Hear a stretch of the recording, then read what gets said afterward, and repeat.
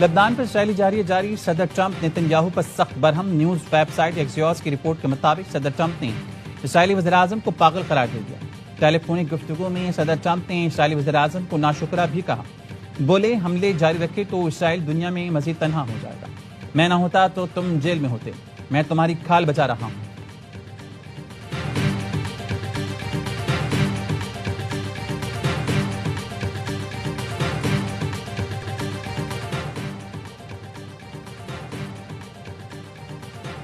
اسرائیل کے لبنان پر حملے عالمی قوانین کی خلاف ورزی ہیں. اسرائیلی حملے خطے میں امن کی کوششوں کو متاثر کر رہے ہیں. اقوام متحدہ کی جنرل اسمبلی میں پاکستانی مستقل مندوب عاصم افتخار کا خطاب. اسرائیل اور حزب اللہ میں جنگ بندی کرا دی. امریکی صدر ٹرمپ کا دعویٰ. ٹروتھ سوشل پر لکھا نتن یاہو سے کال پر نتیجہ خیز بات ہوئی. اعلیٰ سطح نمائندوں کے ذریعے حزب اللہ سے بھی اچھی بات چیت ہوئی. حزب اللہ نے فائر بندی کی یقین دہانی کرائی. اسرائیل بھی حزب اللہ پر حملہ نہیں کرے گا. اب اسرائیل کے کوئی فوجی دستہ بیروت نہیں جائے گا. اسرائیل کے جو بھی فوجی دستے راستے میں تھے وہ واپس لوٹ گئے. ایران کے ساتھ بات چیت تیزی کے ساتھ جاری ہے. اس سے پہلے صدر ٹرمپ نے NBC نیوز کو بتایا ایران کی جانب سے مذاکرات کی معطلی کا کوئی پیغام نہیں ملا. ایرانی حکام نے اس بارے میں مطلع نہیں کیا. بات چیت معطل ہونے کا یہ مطلب ہرگز نہیں کہ ہم وہاں بم گرانا شروع کر دیں گے. ہم اپنی ناکہ بندی برقرار رکھیں گے. ایرانی لڑنے سے زیادہ اچھے مذاکرات کا وہ بات نہیں کرنا چاہتے تو میں بھی نہیں کرنا چاہتا.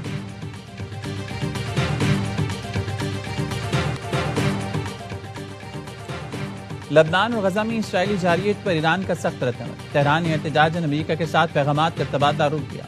ایرانی میڈیا کا دعویٰ. تسنیم نیوز کے مطابق ایرانی حکام نے غزہ اور لبنان میں اسرائیلی کارروائیوں کی شدید مذمت کرتے ہوئے مقبوضہ لبنانی علاقوں سے اسرائیل کے مکمل انخلا کا مطالبہ کر دیا.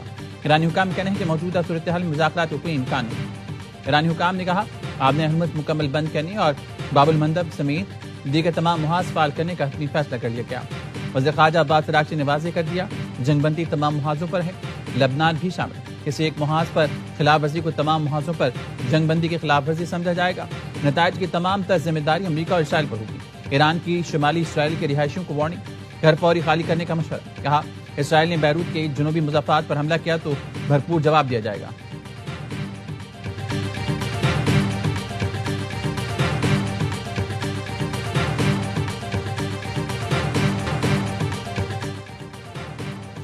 ایران کی پاکستان سے سفارت کی کوشش جاری رکھنے کی درخواست. نائب وزیر اعظم اسحاق ڈار اور ایرانی وزیر خارجہ عباس عراقچی کا رابطہ. ترجمان دفتر خارجہ نے بتایا اسحاق ڈار نے موجودہ صورتحال پر پاکستان کی گہری تشویش سے آگاہ کیا. جنگ بندی برقرار رکھنے اور مفاہمت کو مزید مضبوط بنانے کی اہمیت پر زور دیا. اسحاق ڈار نے کہا جنگ بندی کے تسلسل خطے میں مزید کشیدگی اور بحران سے بچنے کے لیے ضروری ہے.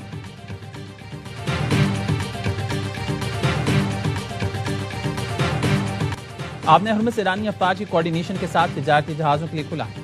ایرانی صدر کی جاپانی وزیر اعظم سے ٹیلی فون پر گفتگو. مسعود پزشکیان نے کہا آبِ ہرمز میں جہاز رانی کی بحالی کے لیے تیار ہے. اصل مسئلہ امریکہ کی جانب سے ایرانی جہاز رانی اور تجارت پر پابندیاں اور رکاوٹیں ہیں. ایرانی میڈیا کے مطابق صدر پزشکیان نے یقین دہانی کرائی کہ جاپانی جہازوں کو راستہ فراہم کرنے کی کوشش کریں گے.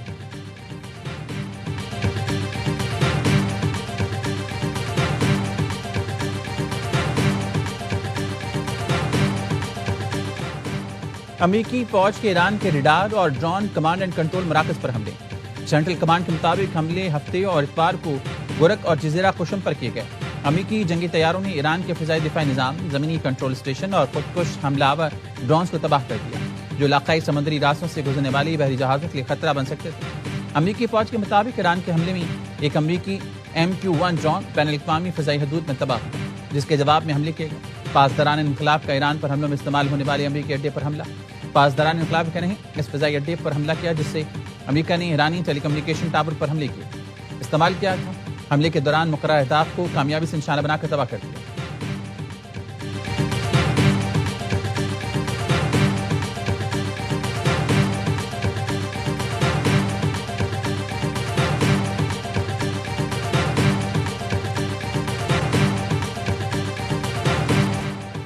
امریکی فوج کا کویت میں ایرانی میزائل حملے ناکام بنانے کا دعویٰ. کویت کی اپنی سرزمین پر ایرانی حملوں کی مذمت. کویتی وزارت خارجہ کا کہنا ہے اپنی سلامتی کے دفاع کے لیے تمام ضروری اقدامات کرنے کا حق محفوظ رکھتے ہیں.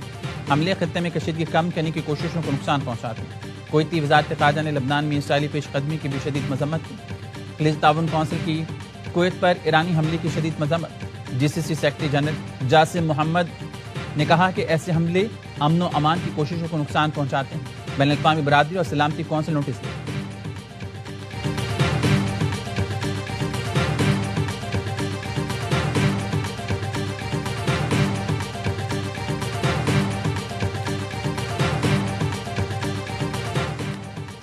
نائب وزیر اعظم اور فیلڈ مارشل نے خطے میں امن کے لیے بھرپور کردار ادا کیا۔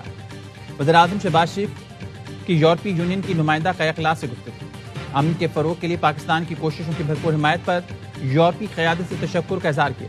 شہباز شریف نے کہا پاکستان یورپی یونین کے ساتھ کثیر الجہتی شراکت داری مزید مضبوط بنانے کا خواہاں ہے۔ تجارت، موسمیاتی تبدیلی سمیت اہم شعبوں میں تعاون کو فروغ دینے کا عزم دہرایا۔ شہباز شریف نے مضبوط تجارتی تعلقات کے فروغ میں جی ایس پی پلس کی اہمیت اجاگر کی۔ قیہ کلاس نے پاکستان کے ساتھ اسٹریٹجک روابط کے فروغ میں گہری دلچسپی کا اظہار کیا۔ ترجمان دفتر خارجہ کا کہنا ہے کہ قیہ کلاس نے فیلڈ مارشل سعید عاصم منی سے بھی ملاقات کی۔ دورے کا مشترکہ اعلامیہ بھی جاری کر دیا گیا۔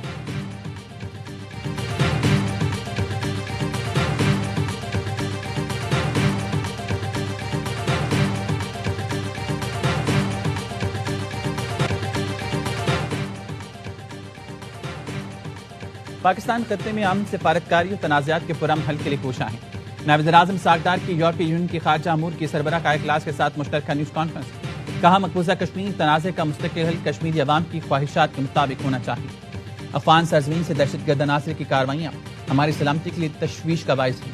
قیہ کلاس نے امریکہ ایران تنازع میں پاکستان کی ثالثی کوششوں کو سراہا۔ کہا مستقل جنگ بندی اور سفارتی مذاکرات کا تسلسل ناگزیر ہے۔ پاک بھارت کشیدگی خطے میں مزید عدم استحکام کا باعث بن سکتی ہے۔ پاکستان کو عالمی قوانین کے مطابق اپنی خود مختاری اور عوام کے دفاع کا حق حاصل ہے۔ پاکستان اور یورپی یونین کے درمیان آٹھویں اسٹریٹجک مذاکرات، تجارت، سرمایہ کاری کے فروغ پر اتفاق۔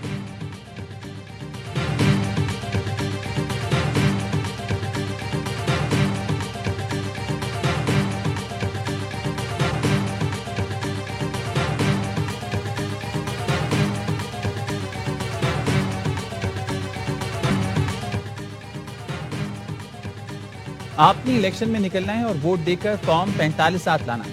فارم 45 کا بندوبست آپ نے کرنا ہے، فارم 47 کا بندوبست میں کروں گا۔ کبھی درخواست نہیں کی کہ فارم 47 سے حکومت دیں، کسی سے حمایت نہیں مانگی، نہ کبھی کہا سلیکٹ کیا جائے۔ چیئرمین پیپلز پارٹی بلاول بھٹو کا ضلع شکر کی تحصیل گلاب پور کے انتخابی جلسے سے خطاب۔ کہا گلگت بلتستان میں الیکشن لڑنے والی تمام جماعتیں سب کچھ اسلام آباد سے چلانا چاہتی ہیں، جبکہ پیپلز پارٹی چاہتی ہے گلگت بلتستان اور آزاد کشمیر کے فیصلے وہاں کے عوام کریں۔ 18ویں ترمیم کے ذریعے جو حقوق باقی صوبوں کو دلوائے وہ گلگت بلتستان کو بھی دلوائیں گے۔ آئینی ترمیم ہونی ہے تو اس میں گلگت بلتستان کے عوام کو حقوق دلانا بہت ضروری ہے۔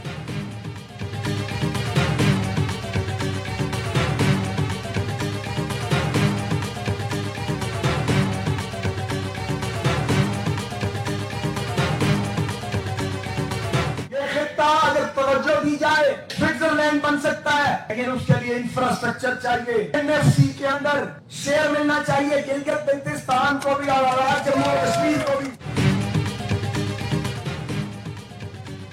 نون لیگ کے صدر میاں نواز شریف آج گلگت بلتستان کا دورہ کریں گے۔ Chief election commissioner Gilgit Baltistan نے NOC جاری کر دی ہے۔ سابق وزیر اعظم کو ضابط اخلاق پر عمل درآمد کی ہدایت۔ مسلم لیگ نون کے رہنما خواجہ سعد رفیع کہتے ہیں ہماری حکومت نہ ہٹائی جاتی تو ملک میں ترقی کی رفتار مزید تیز ہوتی۔ اسکردو میں جلسے عام سے خطاب۔ کہا گلگت بلتستان اور آزاد کشمیر کو NFC ایوارڈ میں حصہ ملنا چاہیے۔ مسلم لیگ نون نے گلگت بلتستان میں ترقیاتی منصوبوں کا آغاز کیا۔ مناسب توجہ دی جائے تو گلگت بلتستان سوئٹزرلینڈ بن سکتا ہے۔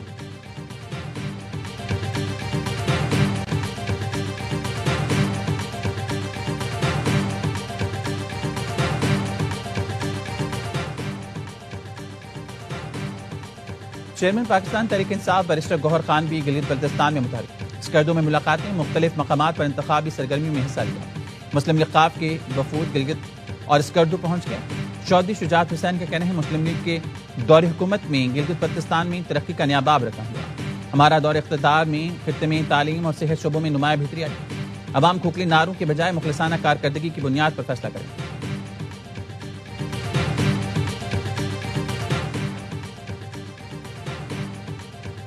وزیر اعظم شہباز شریف سے آزاد کشمیر سے متعلق وفاقی مذاکراتی کمیٹی کی ملاقات۔ وزیر اعظم آزاد کشمیر رانا ثناء اللہ، شاہ غلام قادر، چودھری یاسین کی شرکت۔ وزراء نے بتایا ملاقات میں آزاد کشمیر کی سیاسی صورتحال اور جوائنٹ عوامی ایکشن کمیٹی سے مذاکرات پر غور کیا گیا۔ وزیراعظم کی ایکشن کمیٹی کے مطالبات پر عمل درآمد کی صورتحال پر بریفنگ دی گئی۔ آزاد کشمیر اسمبلی کی 12 مہاجر نشستوں سے متعلق آئینی اور قانونی امور پر غور۔ آزاد کشمیر کی سیاسی جماعتوں سے مشاورت کے لیے 3 جون کو آل پارٹیز کانفرنس بلائی جائے گی۔ مہاجرین نشستوں سے متعلق فیصلہ اتفاق رائے آئینی تقاضوں کو مد نظر رکھ کر ہوگا۔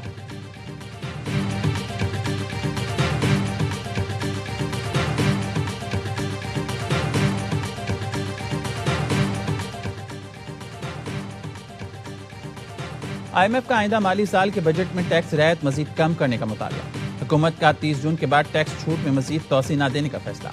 سابق پاٹا اور پاٹا کے رہائشی افراد کمپنیز پر 1 جولائی سے عام ٹیکس قوانین لاگو ہونے کا امکان۔ ذرائع نے بتایا حکومت نے بجٹ میں ٹیکس استثنا ختم کر کے محصولات اکٹھے کرنے کا منصوبہ بنا لیا۔ بجٹ میں ٹیکس چھوٹ رعایتیں مزید کم کرنے سے 40 ارب روپے حاصل ہونے کا امکان۔